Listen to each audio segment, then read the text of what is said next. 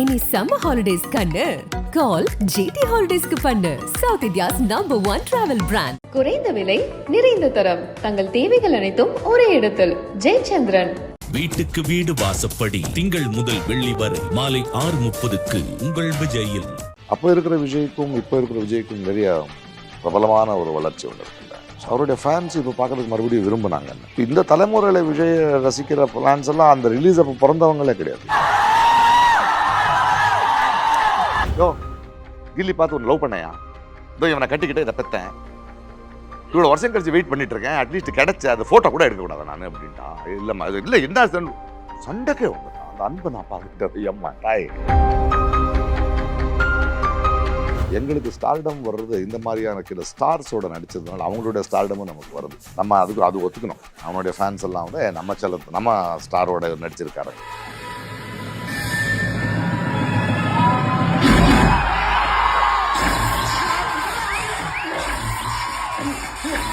Two 25 இயர்ஸுக்கு அப்புறம் கூட அவங்க திரும்பி அதை கொண்டாடும் போது ஒரு விஜயோ ஒரு த்ரிஷாவோ ஒரு பிரகாஷ் ராஜோ இன்னும் பிரபலமான நட்சத்திரங்களா இன்னும் படங்கள் பண்ணிக்கிட்டே இருக்கிறது இல்லையா, கனெக்டிங் ஈஸி ஆகிடும். இல்லை இவங்க இல்லை இண்டஸ்ட்ரி அவுட் ஆகிட்டு இருந்தாங்கன்னு வைங்க, அப்போ கொண்டாடுறதுக்கு என்ன?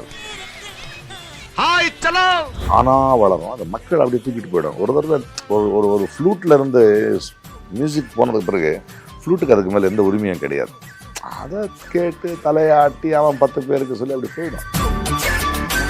முத்துப்பாண்டி அந்த கேரக்டரை பற்றி சோஷியல் மீடியாஸில் வர மெசேஜஸ்லாம் நீங்கள் பார்க்குறேன். என் பொண்ணுங்கள்லாம் அனுப்புகிறாங்க. ரிலீஸ் ஆனதுக்கப்புறம் வில்லன்னு சொன்னாங்க. நான் சொன்னேன் இல்லைப்பா விஜய் தானே என் படத்தில் வில்லன்னு சொல்லியிருந்தேன். நான் அவளுக்கு வந்து ஒரு சின்ன கீரலும் வேணாம்னு நான் யோசிக்கிறேன். அப்போ யார் ஹீரோ?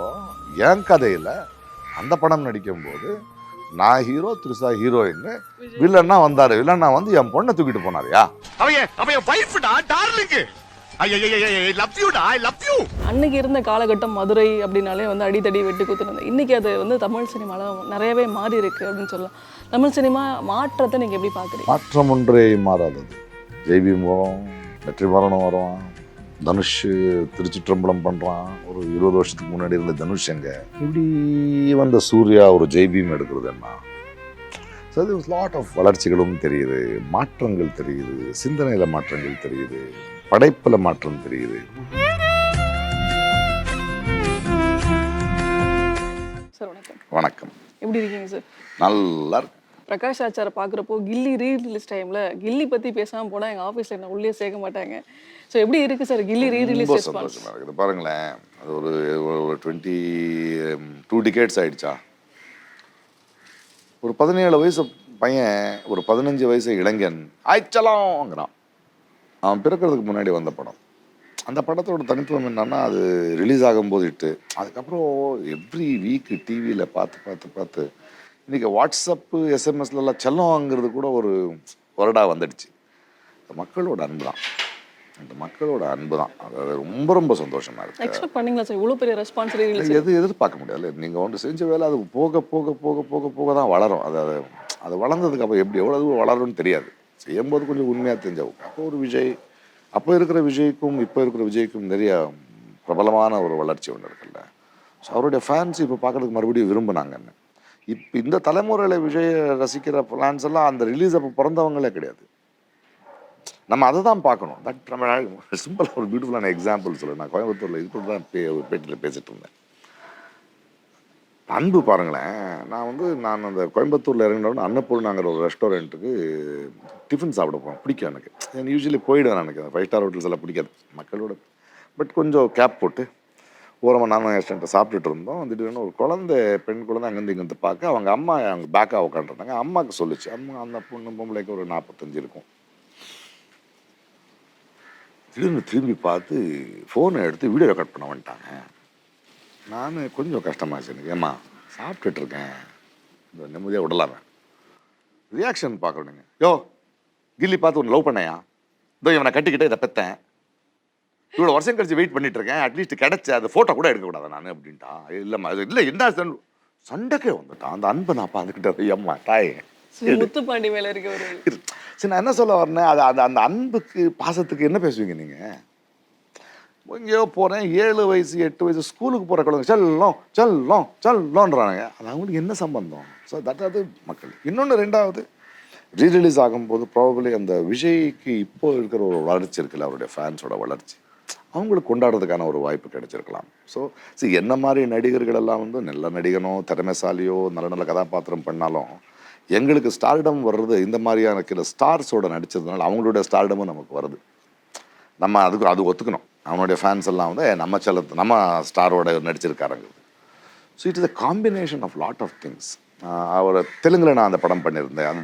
அந்த தரணி வந்து அதை நல்ல தமிழ் படமாக்குனது, இங்கே இருக்கிற மீட்டருக்கு அதை பண்ணது, த்ரிஷா, இது எல்லாமே அந்த பரது ரைட்டரு, இது எல்லாமே அந்த மியூசிக்கு.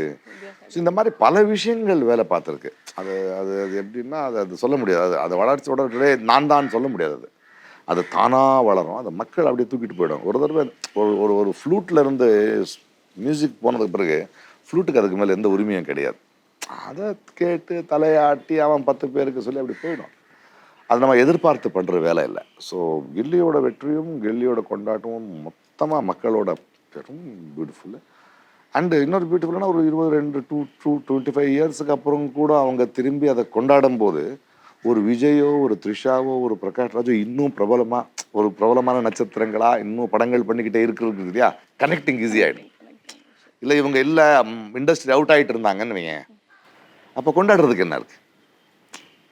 புரியுதா? இது ஒரு படமான ஸ்மாலாக ரிலீஸ் ஆகிருக்கும். பட் இவங்க இன்னும் அந்த இதுலேயே ஒரு 2-3 டிகேட்ஸில் இருந்து இருந்தாலும் இவங்களுக்கு இன்னும் சலிக்காமல் பார்த்துக்கிட்டு இருக்காங்கங்கிறது. பிகாஸ் அது டோட்டலி மக்கள் தான். பிகாஸ் மக்களுக்கு நான் என்ன சொல்ல வரேன்னா, அவங்க கில்லியில் வந்து ஐ லவ் யூ செல்லம்னு சொல்கிற த்ரிஷாவையும் பிரகாஷ் ராஜையும் லவ் பண்ணுறாங்க. என் பொண்ணுன்னு நான் நேசிக்கிற அபியும் நானையும் அவங்க இஷ்டப்படுறாங்க. So that is their love. சரி, இது இன்னைக்கு விஜய்க்கு இருக்கிற இது பேஸ் பற்றி சொல்லியாச்சு. விஜய் அரசியலுக்குள்ளே வந்துட்டாரு. ஆனாலும் அவர் வந்து தன்னோட கொள்கைகளை இது வரைக்கும் சொல்லலைனாலும் விஜய் அரசியல் வருகையை நீங்கள் எப்படி பார்க்குறீங்க? வருகையை நம்ம வந்து வரவேற்க வேண்டிய விஷயம்தான். எல்லாரும் அரசியலுக்கு வரலாம். அதுவும் ஒரு விஜயங்கிற வந்து இன்னைக்கு பணம் பண்ண தேவையில்லை, அவருக்கு புகழுக்காக இல்லை மக்களுக்காகன்னு சொல்லும்போது அப்படி வளர்ந்து ஹாப்பியாக ஒரு விழாவில் இருக்காமல் நான் வர்றேன்னு சொல்லி வரவேற்கிற விஷயம்தான். வந்த பிறகு நம்ம அவர் என்ன பேசுகிறாருன்னு பார்க்கணும். அதுக்கப்புறம் நம்ம முடிவெடுக்கும்போது அவர் சொல்கிற கொள்கைகளை பற்றியோ அவர் சொல்கிற பரிகாரங்களை பற்றியோ இல்லை மற்றவங்களோட நான் எவ்வளோ டிஃப்ரெண்ட்டுன்னு சொல்கிறத பற்றியோ, அதுக்கப்புறம் வந்து ஒரு அரசியல் அவர் வருவாருன்னா சில அரசியல் கட்சிகளுக்கு வந்து விட மாட்டாங்கல்ல, இந்த இடத்த எப்படி விட்டு கொடுக்கணும், அந்த அரசியல் அவர் எப்படி மேனேஜ் பண்ணுவார், எப்படி இளைஞர்களை எப்படி சிந்தனையாளர்களை, ஏன்னா ஒருத்தர்களான மாற்றம் நடக்காது. அவரோட எத்தனை படித்தவங்க வருவாங்களா, ஒரு புது சிந்தனை வருவா, அதை நம்ம பார்க்கணும். அதுக்கு நம்ம வெயிட் பண்ணி தான் பார்க்கணும். என்ன வரேன்னு சொல்லியிருக்காரு, வரவேற்கிறது நம்மளுடைய கடமை, வரவேற்கலாம். அதற்கு பிறகு அவர் என்ன சொல்லுவாருங்கிறது மக்களும் நம்மளும் முடிவு பண்ணலாம். இல்லை இவர் சரியில்லை, இவர் சொல்றதுல ஏதோ ஒரு நம்பிக்கை இருக்குன்னு சொல்லலாம். அது என்ன சொல்றாருன்னு பார்ப்போம். இன்னும் டைம் இருக்கு. சரி, இப்போ முத்துப்பாண்டி அந்த கேரக்டரை பற்றி சோஷியல் மீடியாஸில் வர மெசேஜஸ்லாம் நீங்கள் பார்க்குறீங்களா? பார்க்குறேன். என் பொண்ணுங்கள்லாம் அனுப்புகிறாங்க. இந்த மாதிரியான லவரே கிடையாது. நான் ரொம்ப அந்த ரிலீஸ் ஆனதுக்கப்புறம் வில்லன்னு சொன்னாங்க. நான் சொன்னேன் இல்லைப்பா விஜய் தானே என் படத்தில் வில்லன்னு சொல்லியிருந்தேன். அது என்ன சரியா, நான் லவ் பண்ணுற பொண்ணை அவன் வந்து கூட்டிகிட்டு போகிறான், நான் அவளுக்கு வந்து ஒரு சின்ன கீரலும் வேணான்னு நான் யோசிக்கிறேன். அப்போ யார் ஹீரோ? என் கதையில் அந்த படம் நடிக்கும்போது நான் ஹீரோ, த்ரிஷா ஹீரோயின்னு, வில்லன்னா வந்தார், வில்லன்னா வந்து என் பொண்ணை தூக்கிட்டு போனாரியா, நான் அப்படி தான் பார்த்தேன். பட் மக்கள் வந்து அதை அது சீரியஸாக இல்லை, அது அந்த ஹியூமர் பிடிக்குது அவங்களுக்கு. ஸோ தனலட்சுமி மட்டும் முத்துப்பாண்டியை கல்யாணம் ரீசெண்டாக ஒரு படம் பண்ணியிருந்தாங்க பண்ணது லியோ, அதில் த்ரிஷாவும் விஜயும் பண்ணியிருந்தாங்க. மீம்ஸை பார்த்தேன். அந்த முத்துப்பாண்டியோட ஷார்ட்ஸை எடிட் பண்ணி உள்ளே போட்டு அவங்க 2 பேரும் அந்த ஷார்ட்டில் போயிட்டு யோ எங்கடா கூட்டு போறையோ ஆடுறான். ஸோ க்ரியேட்டிவாக இருக்காங்க, ரொம்ப பியூட்டிஃபுல்லாக இருக்குது. சில பெண்களுக்கு எனக்கு அந்த மாதிரியான முரடம் தான் வேணும், ஏன்னா அவங்களுக்கு அது இஷ்டமாக இருக்கலாம், என்ன இருக்கலாம். பட் அதெல்லாமே வந்து ஒரு பியூட்டிஃபுல்லான ஹியூமர், ஒரு ஆரோக்கியகரமான ஒரு ஹியூமர் தானே அது. நிச்சயம். இன்னொரு கிரியேட்டிவ் நான் பார்த்தது எனக்கு ரொம்ப பிடிச்சிருந்தது என்னன்னா, முத்துப்பாண்டியை மட்டும் தனலட்சுமி கல்யாணம் பண்ணியிருந்தா டாக்டர் அண்ணனுக்கு ஒரு ஹாஸ்பிட்டல் கட்டி கொடுத்துருக்கலாம், இன்னொரு அண்ணன் அவருக்கு தொழிலதிபர் ஆக்கியிருக்கலாம், அம்மா அப்பாவை நல்லா பார்த்துருக்கலாம், தனலட்சுமி நல்லா ஜாலியாக இருந்திருக்கலாம். ஆனால் வந்து வேலுவை கல்யாணம் பண்ணலாம், அரியர்ஸ் வச்சுட்டு இவ்வளோ வேலைக்கு போகணும் அவ்வளோ. ஸோ இந்த மாதிரியான கிரியேட்டிவ்லாம் நீங்கள் எப்படி ரசிக்கிறீங்க? பியூட்டிஃபுல்லாக ரசிக்கிறேன். அதான் சொன்னேன்ல, அந்த மியூசிக் வெளியே போனதுக்கப்புறம் அவங்களுடைய சொந்தம்.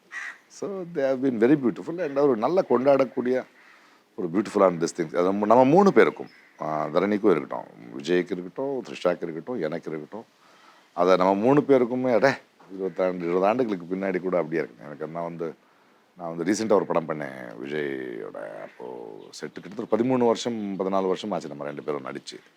அப்படியே ஃபஸ்ட்டு ஷார்ட் கிட்ட வந்து நின்றுட்டு பேசுவேன். நான் பேசினதுக்கு அண்ணா இந்த கண்ணை பார்த்து எவ்வளோ நாள் ஆச்சு நான் இவ்வளோ கிட்ட இருந்துன்னாரு. So that is some bonding suddenly comes back. இல்லை அதை கொள்கை ரீதியாக அதெல்லாம் அப்புறமா பார்க்கலாம். பட் ஒரு ஒரு சக நடிகர்களா அதை பார்த்து ரசிக்கும் போது ரொம்ப சந்தோஷமாக இருக்குது. அண்ட் அது எனக்கும் த்ரிஷாவுக்கும் விஜய்க்கும் ரொம்ப மகிழ்ச்சி தான். அது நீங்கள் கேட்குறது நம்மளுக்கு எவ்வளோ பெருமையாக இருக்குது. ஆண்டுகளுக்கு முன்னாடி 2 decades முன்னாடி இப்படி ஆகும்னு த்ரிஷாவுக்கும் எனக்கும் தெரியவே தெரியாதுல்ல. இன்னும் இப்படி இருக்கோம், இன்னும் இண்டஸ்ட்ரியில் இருப்போம், இன்றைக்கும் படங்கள் பண்ணிக்கிட்டு இருப்போம், இன்றைக்கும் மக்கள் பேசிகிட்டு இருப்பாங்க. இப்படி ஒரு இந்த வளர்ச்சி எங்களுக்கு கிடைக்குதுன்னு தெரியாத இது ஒரு கனவாக இருந்ததில்ல. அந்த கனவு உண்மையான தருணத்தில் அந்த 20 வருஷத்துக்கு முன்னாடி கூட்டு போய் அப்படி கொண்டாடுறாங்க தேட்டர்லன்னா ரொம்ப good. தியேட்டரில் பார்த்தீங்க சார்? பார்க்க முடியல. நான் இப்போ தான் வந்தேன், கொஞ்சம் எலெக்ஷன்ஸ் முடிச்சுட்டு நேற்று தான் வந்தேன். நான் என் பொண்ணு மியூசிக் படிக்கிறான், அவன் 3வது டிப்ளமோக்கு வந்தேன். நான் அதுக்கு வந்தவன் அந்த A2Bயில் சாப்பிட போனேன். என் பையனும் எனக்கு கொஞ்சம் போயிடுவேன், அப்படி அங்கே தான் போய் பார்சல் பண்ணி சாப்பிட பிடிக்காது. போனால் அங்கே சர்வர் இந்த வேறு பொம்பளைங்களாம் வந்து, சார் நேற்று தான் காசி தியேட்டரில் பார்த்தோம் சார். நான் செம்ம சார் நீங்கள் வரும்போது சார் விசில் அடித்தான் சார். ரொம்ப சந்தோஷமாக இருக்கு. பார்க்குறேன் தியேட்டர். சார் எப்போ எக்ஸ்பெக்ட் பண்ணலாம் நீங்கள் போய் தியேட்டருக்கு போவீங்க? தெரியாதுமா, இப்போ தான் வந்திருக்கேன். நாளைக்கு வைசாக் போகணும் ஷூட்டிங்குக்கு. ஓகே. கொஞ்சம் நாடு முக்கியமாக இருக்குது, பல இடங்களில் பேச வேண்டியதாக இருக்குது மக்களோட. ரீரிலீஸ்க்கு அப்புறம் த்ரிஷா மேம் கிட்டயோ இல்லைன்னா விஜய் சார், தரணி சார் கிட்டே ஃபோன் பண்ணி பேசிக்கிட்டே தான் தரணியோட பேசிக்கிட்டு இருந்தேன். நெக்ஸ்ட் டைம் வரேன்டா, நம்ம சேருவோம், கொஞ்சம் வேலையெல்லாம் இருக்குன்னு. சார் இப்போ முத்துப்பாண்டி ஃப்ரம் மதுரை அப்படின்னு இருக்கிறப்பவே அன்னைக்கு இருந்த காலகட்டம் மதுரை அப்படின்னாலே வந்து அடித்தடி வெட்டு குத்துனது. இன்னைக்கு அது வந்து தமிழ் சினிமாவில் நிறையவே மாறி இருக்கு அப்படின்னு சொல்லலாம். தமிழ் சினிமா மாற்றத்தை நீங்கள் எப்படி பார்க்குறீங்க? மாற்றம் ஒன்றே மாறாதது. மாறணும்ல. ஜெய்பீம் வரும், வெற்றிமாறனும் வருவான், தனுஷ் திருச்சிற்றம்பலம் பண்ணுறான். ஒரு 20 வருஷத்துக்கு முன்னாடி இருந்த தனுஷ் எங்க, இப்படி வந்த நடிகன் எங்க, அவனுடைய வளர்ச்சி வளர வளர வளர வளர வளர அவனுடைய இயக்குனராய் ஒரு தயாரிப்பாளராய் தேசிய விருது வாங்கி ஒரு பொறுப்பாக அப்படி இருக்கிற தனுஷங்க, இப்படி வந்த சூர்யா ஒரு ஜெய்பீம் எடுக்கிறது என்ன.